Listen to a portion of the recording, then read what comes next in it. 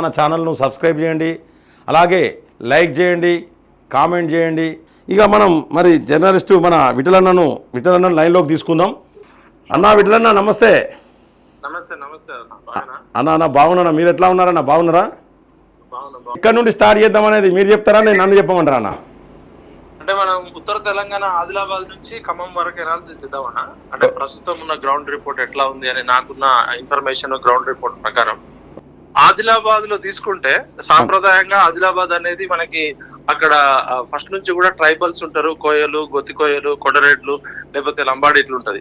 అటువంటి చోట కూడా లాస్ట్ టైం స్వయం బాబురావు గారు ఎంపీగా గెలవడము. ఇప్పుడు అక్కడ బోధ్, ముదోలు, ఆదిలాబాదు, బైంస ఆ ప్రాంతాల్లో హిందుత్వము ప్లస్ మోడీ ఇమేజ్ స్ట్రాంగ్ ఉండడం బీజేపీ కలిసి వచ్చిన అంశం.